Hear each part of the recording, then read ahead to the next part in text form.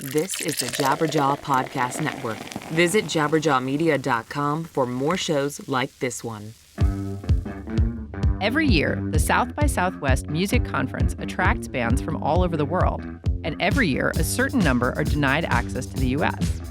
This year, thanks to the Trump administration's attempts to ban certain travelers, more notice was taken of the bands that were turned away at the U.S. border. But were these denials legitimate or biased? Welcome to The Future of What? I'm your host, Portia Sabin, president of the independent record label Kill Rock Stars. Support for The Future of What comes from Merch Table. Are you a band who's struggling to run an online store? Let's face it, your bass player is a terrible mail carrier, and you really can't practice when the singer's trying to track down a lost order. Merch Table can help with services ranging from warehousing and shipping to customer service, screen printing, tour logistics, and even marketing. You focus on your art, and Merch Table will handle the rest. Merchtable.com. On today's episode, we start by exploring how foreign bands travel to the U.S. in general, then discuss whether the administration's immigration policy affected this year's crop of South by Southwest denials, and how it might play out in the future. It's all coming up on The Future of What? Can I have a taste of your ice cream? Can I lick the crumbs from your table? Can I interfere in your crisis?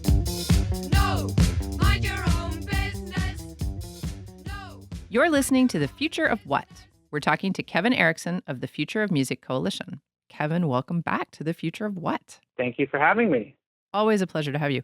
So today we are talking about artists entering the country to perform. And what I wanted to have you comment on is there's a very recent issue, which was an Italian band called Soviet. Soviet was deported after trying to enter the U.S. to play their showcase at South by Southwest. So can you just give us an overview of that situation? Yeah, well, I guess to begin with, this is something that happens pretty frequently, that artists entering from abroad run into trouble when they get to the U.S. But I think it got more media attention for a couple of reasons.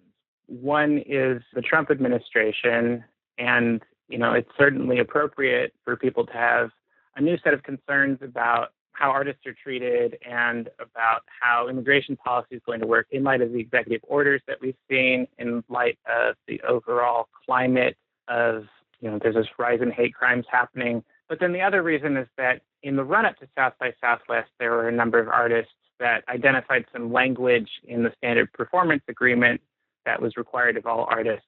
And it was a pretty sloppily written contract that had some implications. It made it look like the festival was essentially threatening to get bands deported, which I don't think was actually their intention. But, it was language that was a lot of artists found concerning, and they, mounted a pretty quick pressure campaign, and the festival agreed to withdraw that language for future years' festivals and also issued an apology. It took them a while to get there, but they did issue an apology. And so I think that sort of set up this background where people are paying more attention to this than they have before. What it's difficult to know yet is how much of what's happening in terms of artists trying to travel to the U.S. and the difficulties they encounter is new. So with this band, Soviet, they're like an Italian, I guess like a shoegaze band. They had the official festival gigs at South by Southwest in Austin, and they'd also booked an appearance on KEXP in Seattle.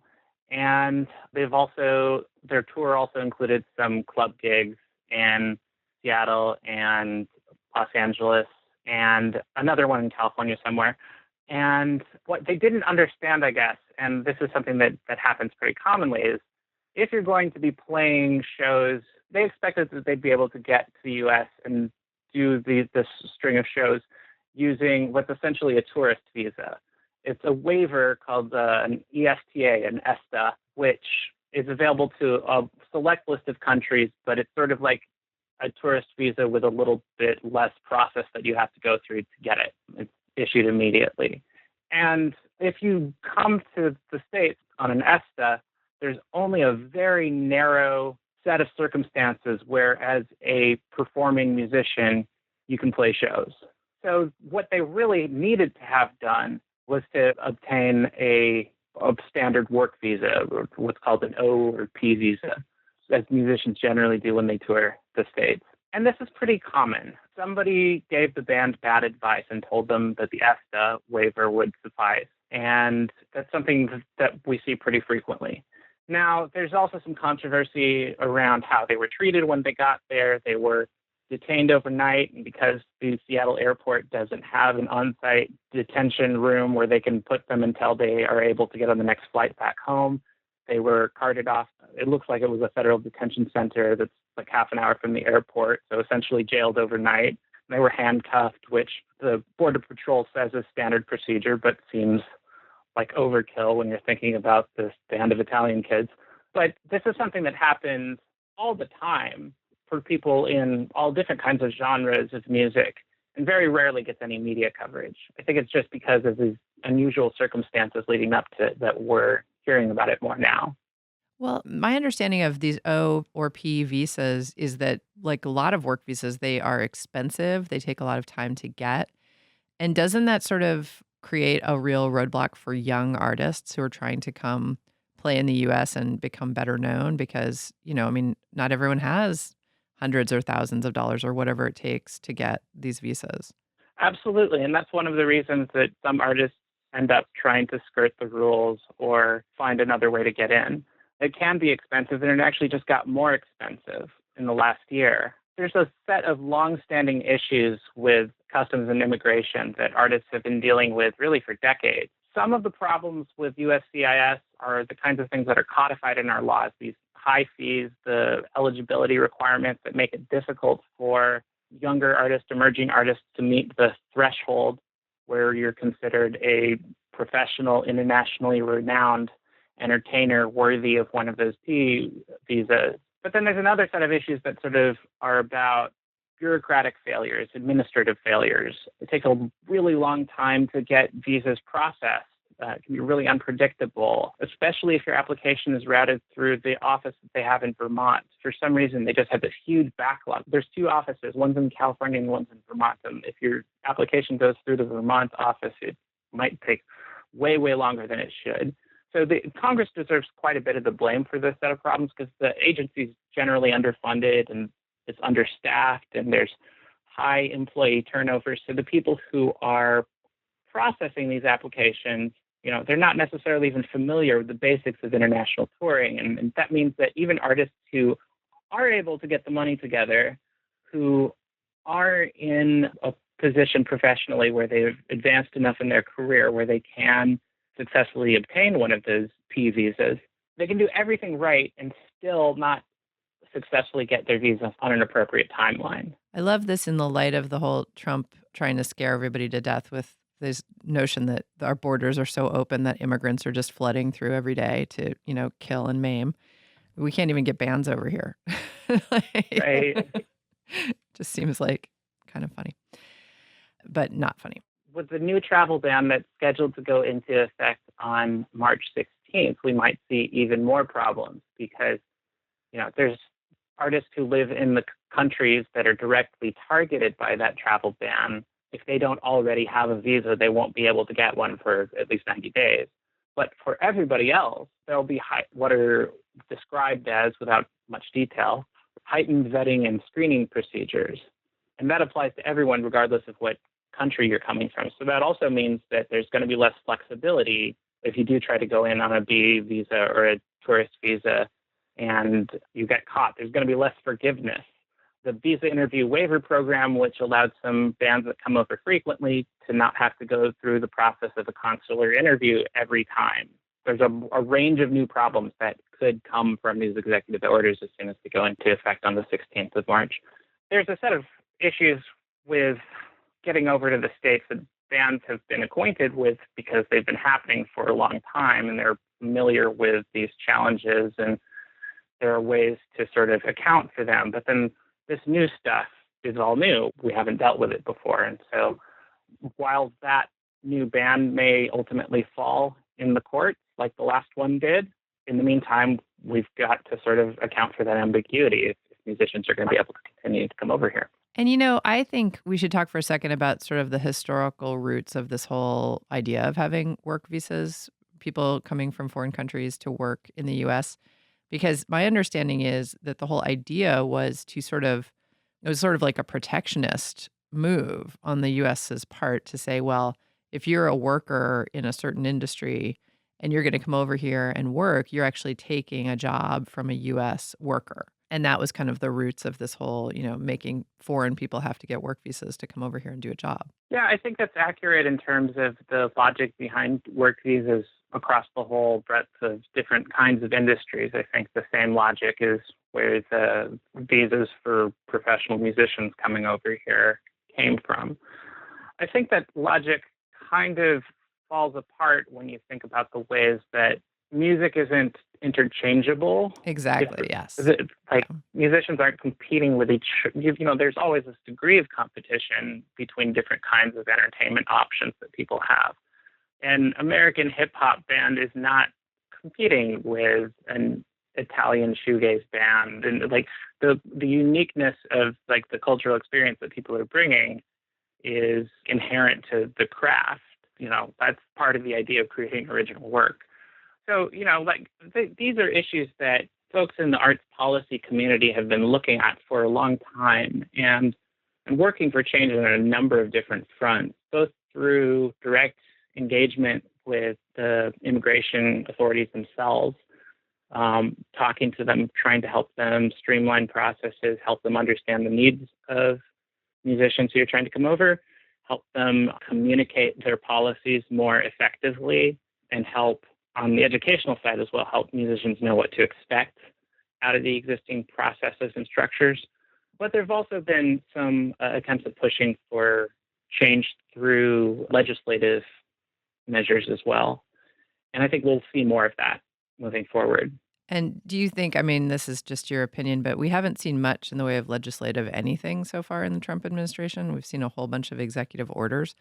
Do you think that Congress is going to get to do anything in the foreseeable future? This is an interesting question with immigration broadly. There were a number of failed attempts at getting some comprehensive immigration reform done during the Obama administration.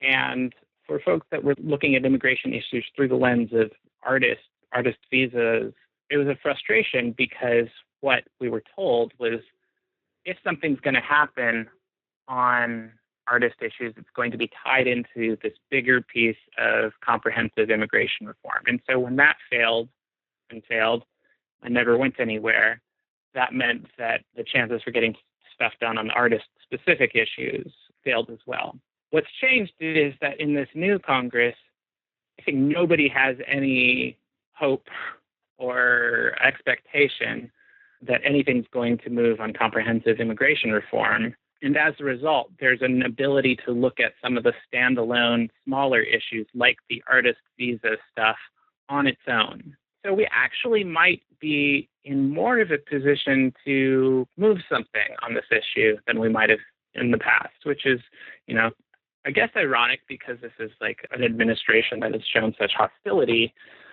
to people from other countries, but there might be an opportunity here. Well, that's a positive note. So I think we better end there because I don't want to go down another rabbit hole. Kevin Erickson, thank you so much for joining us today on The Future of What? Thanks again for having me. It's always a pleasure.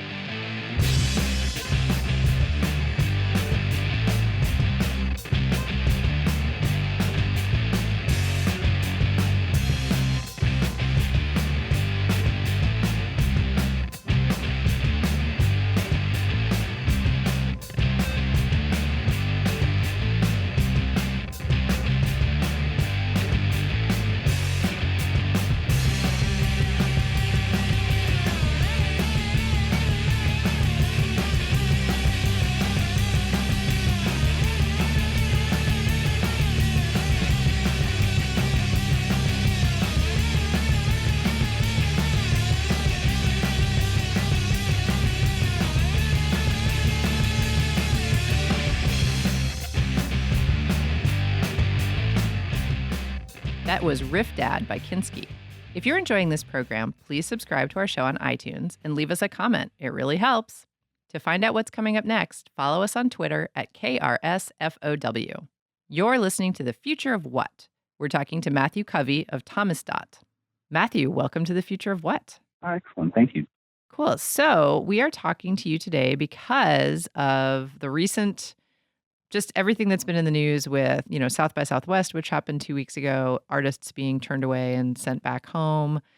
What's his name? Trump. I was like, what's that guy in the White House?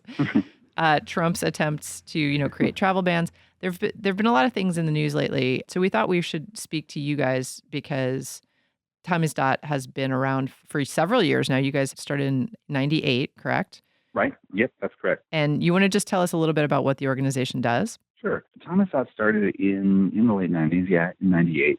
The original purpose, I was in a band that was based in Slovakia in the 90s and was very involved with a lot of the music scene that was growing there after the wall came down, and developed a lot of relationships with a lot of the artists there. And when the band that I was in relocated back to the U.S., naturally we were really wanting to help the nascent indie scene of Central and Eastern Europe develop contacts and audiences in Western Europe and in the U.S.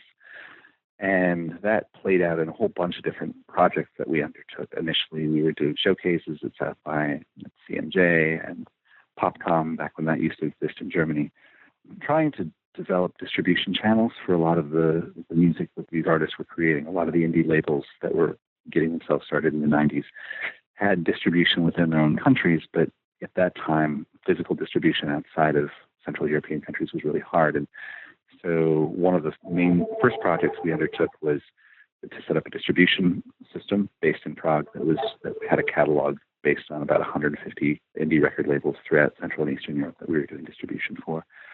So we did a lot of different things. And as the internet became more the way that distribution was being handled, initially through internet distribution of physical products, physical CDs, and then eventually through streaming, it became increasingly clear that most of the work that we were doing to help those artists develop new audiences, well, there were other people who were doing a better job than we could do as larger players became involved with Central and Eastern Europe. But the piece that nobody was really addressing was that if you want to get an artist into the U.S. to tour to support with their records, that the cost of getting artists into the U.S. was extremely high, and people were not having very much luck doing it. So indie bands were really having trouble getting into the U.S. and couldn't afford to hire generally law firms to do that for them. So sort of without meaning to, we kind of got into the process of figuring out how to do that in as legal but inexpensive way. And so as some of the other projects that we took on, we kind of shed, as other people started doing a good job with them, that the handling U.S. immigration in an affordable fashion kind of became the focus of our work. So by 2001, when suddenly U.S. immigration became a lot more complex following 9/11, we were positioned pretty well to start handling immigration issues, not just for the artists that we were working with from Central and Eastern Europe, but artists from all over the world who were starting to have more and more problems getting into the U.S. So we kind of reimagined ourselves to primarily work on immigration issues and to continue to try to work on how to keep the U.S. accessible to independent artists.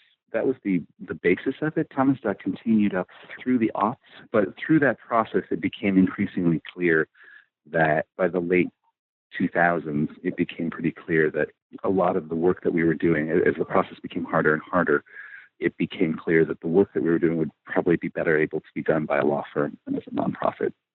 So about 5 years ago, we started the process of spinning off a law firm off from the nonprofit. So the fees were the same, the staff was the same, but it started functioning as a law firm instead, which freed up Tamizdat to continue working primarily as an advocacy group. So on a grant from the National Endowment for the Arts, we launched a pro bono visa problem hotline for performing artists who had problems with visas, and we undertook a pretty major research project into developing a platform of reform that we were working on toward trying to improve the process and make it more transparent and more efficient, in the hopes that the costs that artists experience when they're coming to the U.S., which are, there's a lot of them involved with visas. There's, government fees and there's union fees, but the largest fee being generally the legal fees, and we were trying to figure out how to keep the the complexity of the process down so that the need for lawyers would be minimized.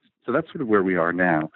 And primarily the work that Tamizdat does is advising people on when they need visas, when they don't, and when they get stuck somewhere in the process, how to get them through that. And then sort of beyond that, the advocacy work of trying to make the process easier. So my understanding about the situation surrounding South by Southwest is that, and I'm assuming also, just to make this even more complex, that it probably differs from territory to territory, from country to country. Yeah, a bit, but with the exception of the travel ban and the way that sort of played out, for the most part, the process is the same for artists from anywhere. It just kind of the level of scrutiny is higher if you're from North Korea than if you're from, Scotland. Gotcha. But the laws are pretty much the same. Well, why don't you walk us through what the law actually says? Like, what is it that artists really have to do in order to come to America? There's a simple answer to that, and then there's an extraordinarily long and complex answer to it, which is probably beyond the scope of a podcast. But basically, the analysis that we try to lead people through is that if you are a performing artist and you're coming to the U.S. to perform, you start from the assumption that you have to have an employment visa, which is generally a P or an O visa, and you look for a handful of exceptions. There are about 12 different exceptions to that rule. They're really, really narrow. And if you try to figure out if what you're doing in the U.S. falls within one of those exceptions, and if it does, then the hope is that legally you don't need to have a work visa. You might be able to come on ESTA, or the Visa Waiver Act, which is available to people mostly from EU countries, a few other countries as well. Or if you're not coming from one of those countries, you might, if what you're doing in the U.S. falls within one of those exceptions, you probably can come in under a B1 or a B2 tourist visa. So the complexity and the issues and a lot of the problems that surround South by Southwest relate to the specifics of those exceptions and whether they apply or not. And so, for example, in a case like Soviet, which got an awful lot of press for having gotten turned away, the problem the Soviet ran into is they knew that they were allowed, or believed rather, that they were allowed to play an event like South by Southwest without having a work visa. And then they did their own little analysis to say, well, we've got some other shows too, but we're not getting paid for those, so we don't need a visa for that as well. And that's where the problem came in, because there is no exception in U.S. law that says if you're not getting paid, you don't need a visa. That's not the law. That was something artists that Soviet made up, and a lot of artists also believe that, but that's actually not how that exception works. The exception that is applicable to South by Southwest is a little bit complex, and it's a little bit counterintuitive, but it's really important that people understand how it works. Basically, it's referred to as the showcase exception. That's not a legal phrase, but it's just sort of how people in the immigration industry and the music industry have come to call it. And the showcase exception carves out this little area in the law that says if the reason that you're coming to the U.S. and the reason that you're performing is more for the sake of doing an audition than for entertaining people, then often what that situation is considered a bona fide industry showcase. And that's something that you can do on a tourist visa or on ESTA visa waiver. So the best way to think about it, and the way I tried to describe it, although it's a little complex, is basically if the principal purpose that the audience is in attendance is not for the sake of being entertained, but for the sake of considering employing the artist at a future date, then it can be classified as a showcase, and that's something you don't need a work visa for. That's very distinct from what people often say is it's a promotional event. I'm just playing a promo show. I'm not getting paid for it. Well, a promo show doesn't matter, right? Because a promo show is probably directed at the general public. You're playing, a show. You're not playing to make money, but a radio station may be covering it, and you're just trying to, maybe you're opening for a larger band. Somehow you're trying to raise your profile. Well, that you need a work visa for. It's only if the audience is principally people in the industry who are there to consider whether they want to work with you, which is why South by has generally been considered one of these events. But you can see how that's a little bit gray area, because a lot of people are going to South by to have barbecue and drink a lot of beer and have a really good time. So South by has always sort of been a little bit, and I think CMJ to a certain extent has always been a little bit on the edge of whether the showcase exception applies. But so far, for the most part, Homeland Security and the State Department have taken the stand that artists who are bound for South by, bound for Austin, and they are only playing South by Southwest official events, that's a showcase and you're fine to do that. Every year there's a couple artists who get turned away by a Customs and Border Protection officer who reads the law differently. But for the most part, that's pretty consistent. And that was pretty consistent this year. Most of the artists who got turned away because an officer determined that they were doing something besides just playing an official South by Southwest showcase event. So there's a lot of different exceptions. There's a lot of different situations where an artist doesn't need a work visa. And each of them has a bunch of different elements to it. But there's an exception that applies sometimes when an artist is coming to record. There's an exception that applies sometimes when an artist is coming to do an event that's paid for by their home country. There's an exception that applies sometimes in a case when an artist is coming to perform as part of a competition. All of these, there's another exception that applies sometimes when an artist is coming to perform at a university as part of an academic program. Each of these exceptions has a bunch of different elements. So it's, well, paying audience, or you can't have a paying audience. Or if you're recording for a U.S. label, you need a visa, but you don't need a visa if you're recording for a foreign label.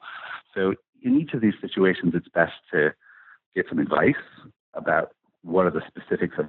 Never assume until you really dig into the details of the law. Never assume that you don't need a visa to come to the U.S. It's always best to make sure you understand exactly why it is, because when you arrive in the U.S., you're going to have to explain that to a Customs and Border Protection officer. So if you're pushing a Marshall stack and you've got 3 guitars and you're arriving at JFK, and you say, no, officer, it's okay, I don't need a visa to do this thing I'm going to be doing, that officer might well say, well, looks to me like you're playing some pigs. So unless you can explain to me exactly why it is that you don't need a work visa, then I'm going to put you on a plane and send you home.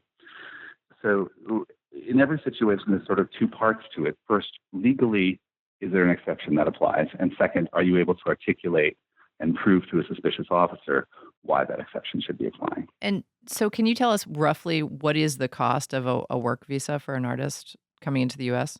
Sure.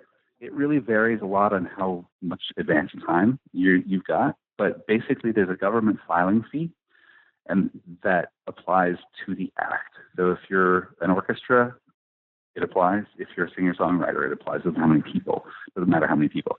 But the government filing fee per act is $460. In most cases, the artist is going to need to have the petition that's being filed reviewed by a U.S. labor union. It's usually the American Federation of Musicians. And they charge usually $250 to review the petition and say, yeah, it's okay if this artist comes and issue what's called a consultation. So that's another $250. That's all that's absolutely necessary. Oftentimes people hire agencies or attorneys to help prepare the petitions. And for those, people get charged anything from probably $800 up to $5,000, depending on how much the agency or lawyer that you're working with charges. Certainly $5,000 seems like an awful lot to be charging for the amount of work being done, but there are firms that do that. $800 is a really good deal. So, that's something to keep in mind. And then in terms of the timing, the government processes these petitions at 2 speeds. There's the usually slow, regular processing speed, and there's the fast and expensive premium processing speed.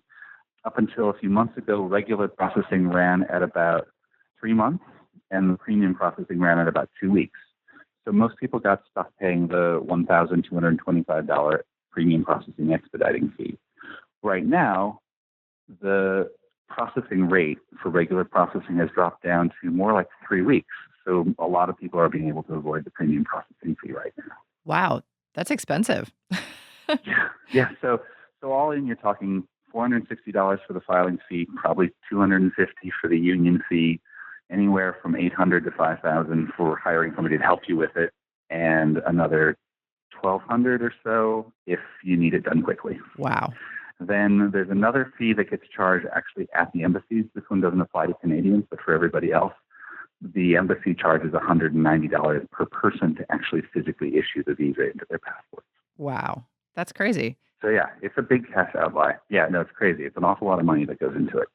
The visas themselves can last, if it's a band, can last for up to a year. If it's a solo artist, can last for up to 3 years. So it's really important if you're going to spend all that money to make sure that you're getting the longest possible duration you can, just so you don't have to do this over and over again.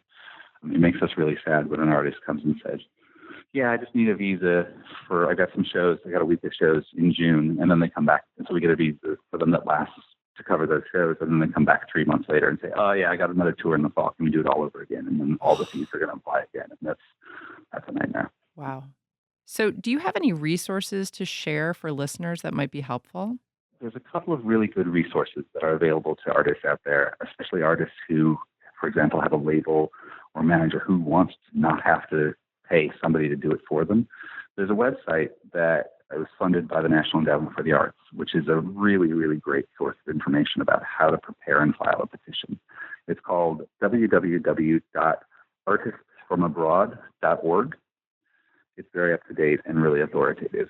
And then Tamizdat runs a hotline. So if you're an artist who's trying to do it on your own, you don't have an attorney helping you, and something goes wrong, we have volunteer attorneys on 24 hours a day, 7 days a week, ready to take calls for people who've gotten stuck. And that's through our website at Tamizdat.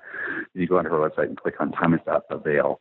The Avail hotline is there to provide free legal assistance to help people through whatever's going wrong with the process. And it could be anything from you got your visa denied at the embassy, you don't know what to do, or it could be, you've arrived at the border and they let everybody through except for the drummer. What do you do?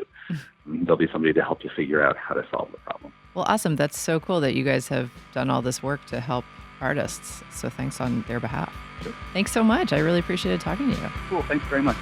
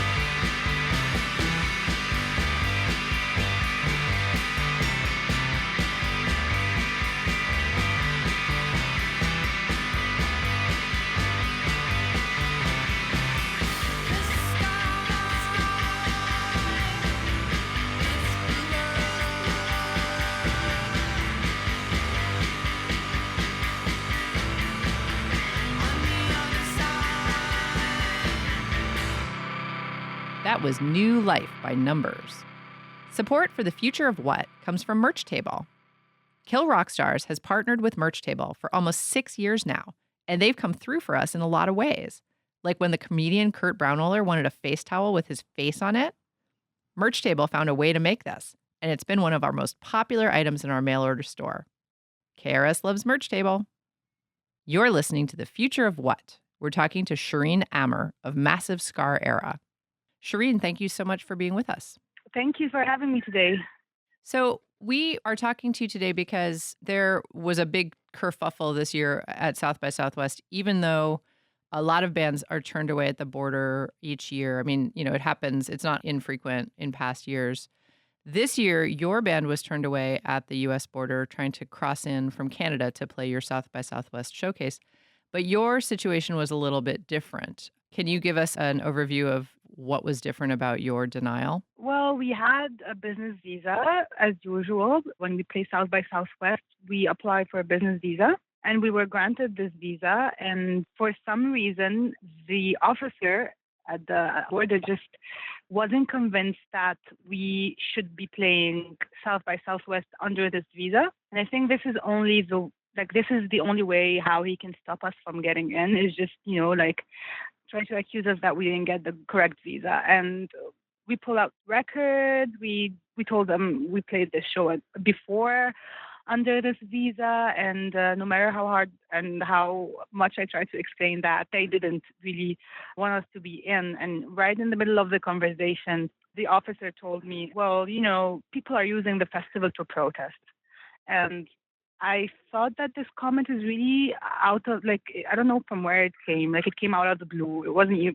We were talking about my visa. Why did you mention that in the middle of the conversation?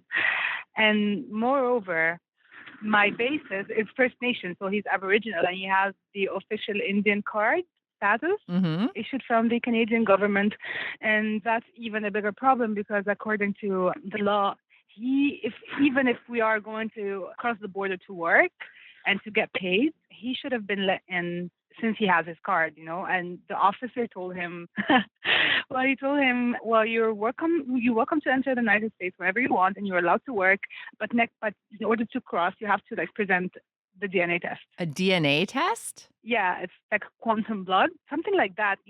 Basically, he offended him so much. He treated this card as if it's like a candy or a transit card, it was so politically wrong on many levels. Wow. Yeah. And Dylan looked at him. He's like, I am First Nation. I have an official card that says that. And don't you just go through this process anyway to get this? And he told him, well, I don't know, maybe your tribe is different. Oh. It was just brutal, And Dylan, he had his Canadian passport and he had the card. Wow. You guys have crossed into America before without problems. Yes, of course. Even if you look at the immigration process, on the website of the Canadian immigration, what it says that if you're entering to do business conferences, to do business meetings, blah blah blah, and you're not going to get paid, you're allowed to because we're not employed. Nobody is employing us. We aren't getting paid. Right. And we have an official invitation from the South by Southwest, and they know. They know everything about us. They know that we've crossed the borders on this visa before. They know that. And I told him, look, you have everything on your record. You know that when we applied for this visa, you know that we were going to play South by Southwest. If no, it doesn't show. I'm like, nah, come on. I mean, last time, that's a lie because last time I crossed the border, the guy knew that I speak French. And I haven't spoken French with him at all. He's like, oh, and we went to a French school. I'm like, how did you know that? Because they know everything. Because they know everything. So don't give me this fake information that you don't know that I've played before and that they know everything. Now, this is interesting. So when was the last time that you crossed the border successfully prior to the South by Southwest attempt? To play a show or just for a visit? To play a show. That was last South by Southwest. Actually, it was in 2015. And did you come across, where did you guys try to cross the border? Was it in Washington State? Yeah, from Seattle. From Seattle. So, yeah. I mean, to me, the red flags here, and we've been talking about this a lot on this episode, are that the Trump administration's new policies towards immigration have clearly had specific results, even though they have not resulted in the travel ban that they want. Yeah. It clearly has changed the culture because. Yeah, of course. Yes. Yeah. So, I mean, well, whenever let's state some facts. If you have a Muslim last name, even before Trump administration, especially the boys, they would stop them. My husband has Abdul Salam in his last name, and whenever he crosses, although he's Canadian, he was born in Canada, they stop him. But they're they do what they call random check. I don't know how random it is, if it's just repetitive. But they ask a few questions and they let him go. And even in South by Southwest, when we were crossing, they asked him. And before that, when we played South by Southwest, before in 2012, I think we had an American citizen called Yusuf Ahmed, and just because he has Ahmed in his last name, they hold him for an hour and a half, and he kept screaming at them, "This is my country. I can come in and come out wherever I want. What are you doing?" and stuff like this. So it's been there, but it wasn't that intense. They would hold you maybe, but if you have the correct paper, you would be in. Right. And it's fascinating because you are from Egypt. You were born in Egypt, but you live in Canada. And you're married to a Canadian. I'm married to a Canadian Egyptian. So he also he's brown, he's brown. Right. They would pull him out. Yes. Let's get this straight. He's brown. Yeah. Therefore, he's really brown. He's extremely brown. Yeah. But that's interesting because I think people. I don't know. I give up. I don't know what average Americans think, but I do think that people don't generally think of there being issues with people from Canada entering the U.S. I think that's not the fear. That's not where their fear is located, but it seems like Oh, it doesn't matter. yeah, but I had a friend of mine. She's a woman, and she's a woman with color, and she was born in Canada, so she has a Canadian passport. She was crossing the border, and the guy told her, "You have to go and apply for a visa." And she's like, "What are you saying? I am just going to Seattle to do shopping." He's like, "Yeah, you have to go get a visa." Get a visa from what? I'm a Canadian citizen, and he just refused to let her in. Oh, it's So comical. even though you are Canadian and you were born in Canada, just because you're a person of color, they can stop you. And we need to acknowledge and admit that, because throughout this whole trauma, I've lived in this trauma for the past month or something. Hmm. So people are denying in a way that there are issues. They don't want to honestly say that there is a racial profile on the borders, and people who are more privileged, they just don't want, like, they keep comparing their experience to ours. I get banned with all like white people. They're saying, "Oh, well, we cross the border anytime." I'm like, what are you saying? You have to just be aware of the situation. It just pissed me off more. Yeah, absolutely.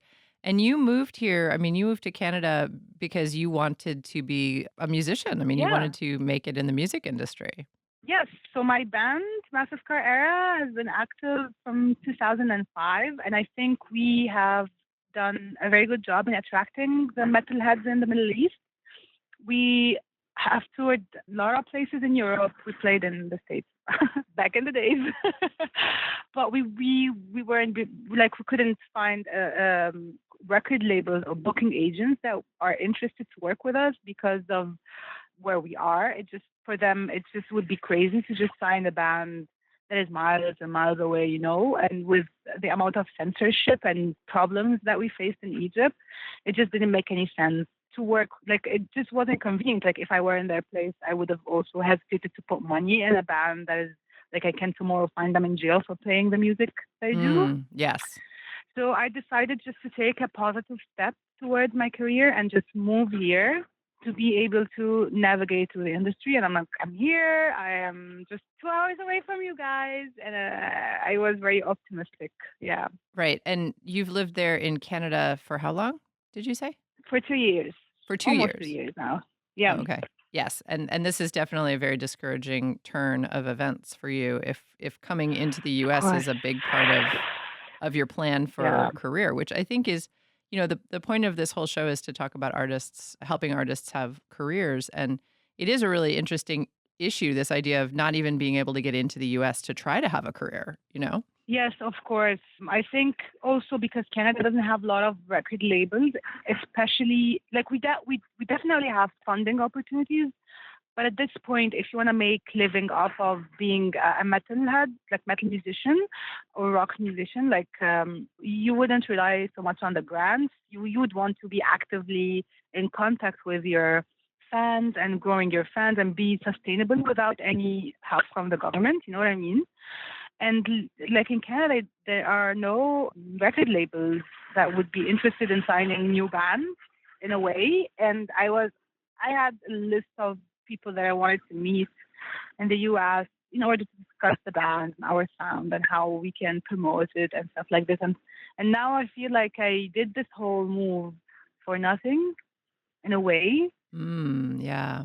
Well, I wouldn't give up quite yet. I mean, there definitely are record labels in the U.S., I think, from my label position, who are, one of the great things about Canada is that they do have funding, and that's very attractive to American record labels to know that there will be some funding involved, Yeah. if they get involved with a Canadian artist. So Oh, yeah. I definitely think you shouldn't give up.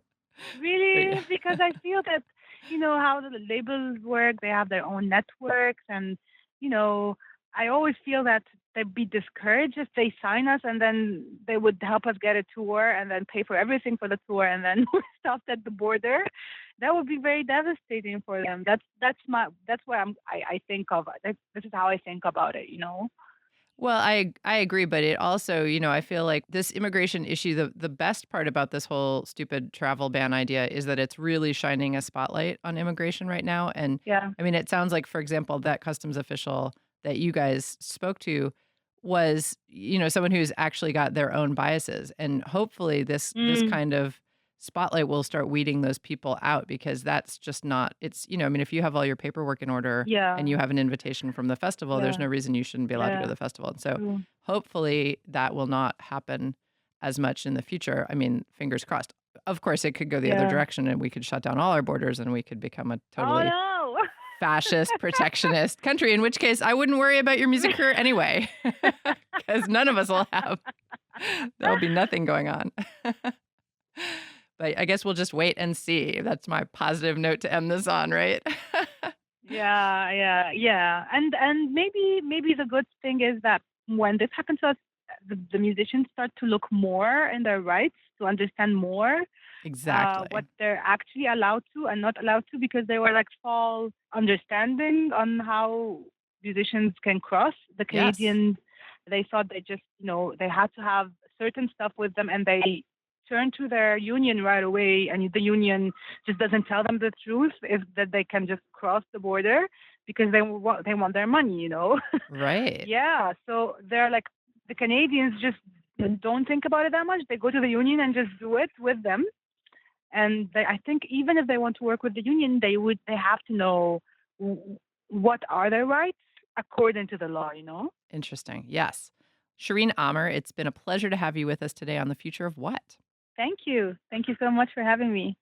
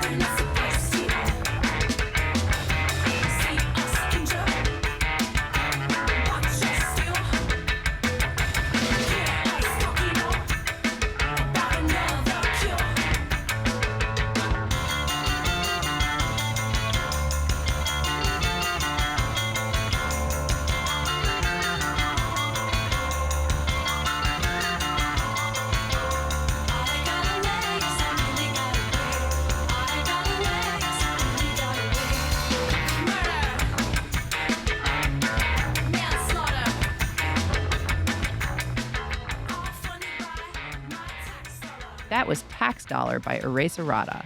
You're listening to The Future of What? If you're enjoying this program, like us on Facebook and become a subscriber on iTunes. You're listening to The Future of What? We're talking to Ami Dang. Ami, welcome to The Future of What? Thanks. I'm really excited to be here. So you are from Baltimore, but you are of Indian descent. Mm-hmm. That's correct. And your music definitely reflects your cultural heritage, which is awesome. It sounds really cool. Thanks. And we initially wanted to have you on the show because we are doing a show about the South by Southwest issues that people had getting into the country. Mm-hmm. And I think what's interesting about that is that there are always people who are turned away every year who are trying to get in at South by Southwest. Yep. And it's generally because they got the wrong type of visa. You know, there was actually an error on their end. But this year, it seemed like it was a little bit different. It seemed like there might be something more going on. And the whole Trump attempts to create these travel bans seem to have just changed the culture a little bit, where maybe there's more to just, you don't have the right paperwork coming into the country. So I know that you've been vocal about this. I wondered if you had a take on that. Sure. Yeah. I mean, so far I've been pretty vocal about the fact that I definitely object to the travel ban, or as many are calling it. I also see it as a Muslim ban. I do think the president is targeting the religion of Islam everywhere and not just ISIS. And it's really unfortunate and really sad that it's affecting musicians among all kinds of people, but I know in particular we're talking about music. It's affecting people and musicians, it's affecting them in the way that they can't do what they're trying to do. They can't make their livelihood, which is by playing music and playing really amazing festivals and getting these opportunities like South by Southwest. And there may be others this spring that people are trying to play that people can't get to. And it's hard. And as you mentioned, a lot of musicians already have a really hard time getting to the US because of visa issues. I know it's, promoters also, they might not want to deal with it, so it might be harder to actually get the shows booked and all of that. But I know that it's just causing total chaos and really preventing people from getting through. And, ultimately the result is that as an audience and as people who are both culture producers and sort of people who are taking in culture. I mean, I'm a culture producer as well as somebody who really enjoys experiencing music. We're just going to not be experiencing as much of a diverse music scene here in the US as we would be able to otherwise, which I think is a terrible shame, Absolutely. And I really see this as something that could affect the next generation of music and sort of the sound palette that we're going to hear around us. And if we can't have people coming from, and not only these countries, but, if people are detained just because they look brown and because they're coming from the Middle East, which is what the TSA is doing. I mean, it's clear that people are being targeted who aren't even from these countries. Or, people, it seems like, too, I know a lot of musicians who are based here and maybe were born in one of the 7 countries. Iran, for example, there's some Iranian musicians who canceled a tour because they're worried about leaving the US and not being able to come back in. Right. So It's really affecting people's livelihoods in a more immediate sense. But the downstream effects are that, culturally, we're not going to be as influenced by the music from those cultures as we may otherwise. And we don't really even know how that could affect us culturally, if that makes any sense. Absolutely. And then in the US, living in the US, what has the impact been of these? I mean, they haven't gone through. They're really more like theoretical travel bans. Right. Thank God. Yeah. But what have you seen in your community in terms of the effects of this rhetoric? I mean, already, I think this happened after 9/11 for a lot of people of both Middle Eastern and South Asian descent, and I think it's happening again, is just severe discrimination on the behalf of the TSA and then also, others who support Trump. But there's already been so much discrimination, and it's already clear that is really affecting how, every step of the process. It's not literally just getting through customs or, getting through an airport check, but like I said, it's also just harder for promoters to do their job, for people to travel freely. I know for me, I play music and I play the sitar, which is an Indian classical instrument. And whenever I fly anywhere with my sitar, I am always very, very nervous about how that is going to be handled. And then how, what TSA, for example, would do with my sitar, because they are not used to dealing with that. And it's very foreign looking to them. I know there was an artist a few years ago, a flautist he's a Canadian musician, but he plays these very rare flutes. I think his name is Bujima. I'm totally going to butcher this, so I'm sorry. But Bujima Razgi, who was traveling from Europe to the US to do a tour, and his 13 flutes that are made out of bamboo were destroyed by the TSA because they were considered agricultural product. Obviously, what's happened more recently, the incidents are multiplying in the past 6 weeks or so, 2 months, I guess it's been, these incidents are definitely multiplying, but there's always been a culture of hostility toward, I think, people of brown origin, from people from the Middle East and from South Asia, and that's only going to continue to get worse. So, well, I agree. And Ami Dang, thank you so much for joining us today on The Future of What. Thank you so much.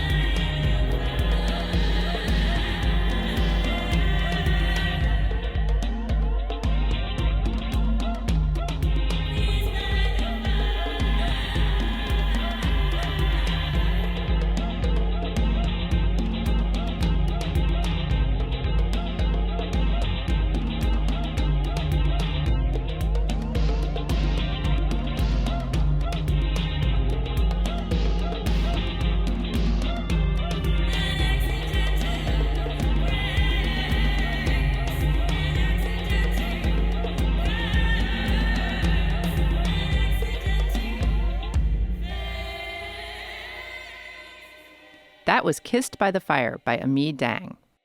If you're looking for more in-depth interviews and music news, we think you'll like the Modern Vinyl podcast. Modern Vinyl combines the colorful conversations overheard at your neighborhood record store with insightful criticism that goes beyond the surface noise. Check it out at modern-vinyl.com and find the show on your favorite podcast app by searching Modern Vinyl Podcast or through jabberjawmedia.com. Upcoming episodes include interviews with the likes of Jay Som and Plumtree, along with discussions on the Vagrant Records catalog, their annual Record Store Day Awards show, and the conclusion of their Revisiting the Smiths series. And that's our show. The music we played today was used by permission. You heard Kinski, Numbers, Eraserata, Ami Dang, and of course our theme song, Mind Your Own Business by the Delta 5. Subscribe to our podcast on iTunes and leave us a review. For more info on our shows, check out our website on killrockstars.com/thefutureofwhat. Our program was engineered by Brent Asbury at Beta Petrol and is produced by Will Watts and Anna McLean. I'm Portia Sabin, president of Kill Rockstars. See you next week. Can I have a taste of your ice cream? Can I lick the crumbs from your table? Can I interfere in your crisis? No, mind your own business. No, mind your own business. This is the Jabberjaw Podcast Network.